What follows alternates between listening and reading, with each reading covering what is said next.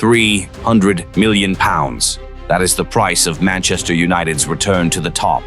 But this isn't just a huge number sitting on an Ineos balance sheet. For loyal Red Devils fans, it feels like a statement, a clear message, a sign that a fallen giant is finally ready to stand up again after years of confusion and transition. According to the latest reports from transfer expert Fabrizio Romano, the club at Old Trafford are already preparing for what could be a defining transfer window. Not just a busy one, but a window powerful enough to shake up the entire Premier League. But there's one condition, one key that unlocks everything: Champions League qualification. That's the golden ticket. It's what activates the massive budget. It's what convinces world-class players to say yes to the theater of dreams. Without it, the plan becomes harder. With it, United become a serious destination again. Under Michael Carrick, United are starting to look different. There's more energy, more structure, more discipline.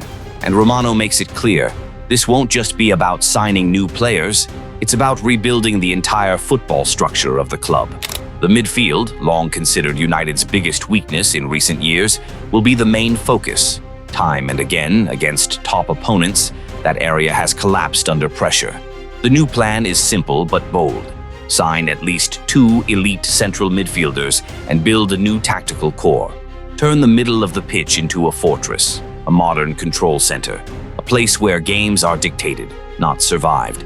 Right now, one name is drawing most of the attention: Elliot Anderson. He's seen as the #1 target, the potential heartbeat of this rebuild. This isn't just a normal transfer negotiation. It's a chess match between United and Nottingham Forest. Anderson's future in the Premier League will directly impact his price. If Forest suffer relegation, United could land him for a more reasonable fee. But if the club stays up, the situation changes completely. United's board would be ready to go all in, even if it means breaking their own transfer record, surpassing the £89.3 million they paid for Paul Pogba back in 2016. United's determination to land Elliot Anderson isn't emotional. It's not a sudden obsession. It comes from hard lessons learned the tough way at Old Trafford. Casemiro is still a big name, a player who lifted the Champions League trophy 5 times, a proven winner, but age catches up with everyone, and his massive salary is becoming part of the long-term problem. Former United midfielder Owen Hargreaves has spoken about how unfair some of the criticism toward Casemiro has been, especially after the Brazilian delivered big performances to remind people of his quality. But modern football isn't sentimental. Clubs have to think 5, even 10 years ahead, and that forces tough decisions. If Casemiro leaves, he'll leave with respect, his head held high. The bigger issue is that the planned successor never truly arrived. Manuel Ugarte came in for a significant fee, expected to take over that role. Instead, he has struggled badly. The Uruguayan midfielder has looked lost at times, unable to cope with the speed, the intensity, and the physical demands of the Premier League. Right now, the midfield burden falls heavily on the shoulders of young Kobbie Mainoo. And that's too much responsibility for one young player, no matter how talented he is. That's why signing at least 2 central midfielders isn't optional, it's essential. According to Fabrizio Romano, inside Carrington, the name Elliot Anderson is rated extremely highly. Since leaving Newcastle United to join Nottingham Forest in the summer of 2024, Anderson's rise has been rapid.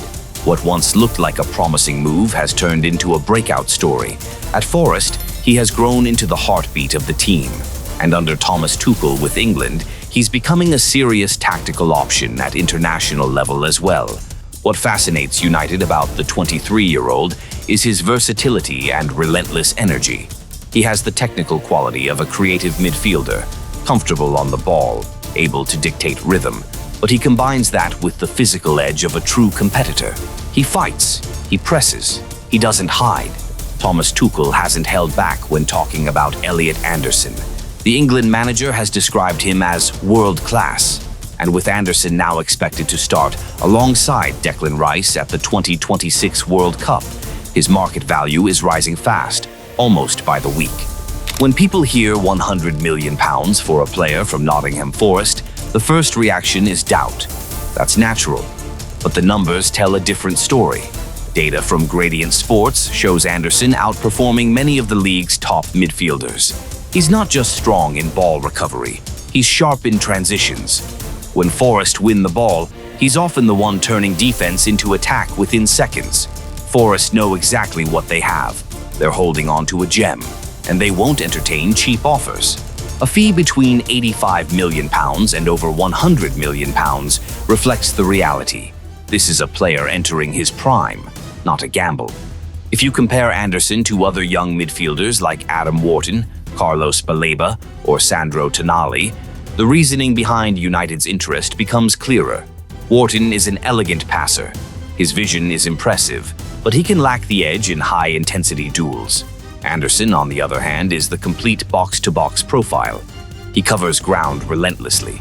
He can help defensively, drive forward with the ball, and arrive late in the box to score.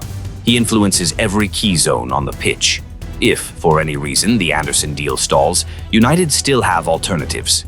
One name on the list is Ibrahim Sangare, a powerful 1.90-meter midfield enforcer who brings pure steel to the center of the pitch. Under Ineos, the strategy at United feels different now. It's no longer about chasing big names for headlines. It's about players who have already proven they can survive and thrive in the intensity of English football. United's aggressive push for Anderson is also about correcting past mistakes. Not long ago, the club spent over £200 million upgrading the attack, bringing in Brian Mbeumo, Matheus Cunha, and Benjamin Šeško. But they overlooked the engine room. The midfield never truly caught up with the firepower up front, and that imbalance has cost them. Now they don't want to repeat it, but the ambition doesn't stop there. Reports from the Daily Mail and Sky Sport Italia suggest United are also ready to make a serious move for Rafael Leão. The idea of bringing AC Milan's biggest star to Old Trafford is no longer just a rumor. It's a real possibility. Leão's explosive pace and ability to break games open make him one of the most dangerous wide players in Europe. United believe that pairing him with Mbeumo, Šeško, and Cunha could create one of the most feared attacking units on the continent. A €100 million price tag for the Portuguese forward isn't seen as a major obstacle. The belief inside the club is that his chemistry with Bruno Fernandes could be decisive. Two Portuguese internationals, two players who understand each other's movement, tempo, and instinct. On paper, it makes sense. But big arrivals mean big exits too. A squad clear-out is already underway. Players who are no longer part of Michael Carrick's long-term vision could be moved on. Altay Bayındır may leave. Even Andre Onana's future isn't completely secure. The message is clear. If you don't fit the system, you won't stay. And right now, the signs on the pitch are encouraging.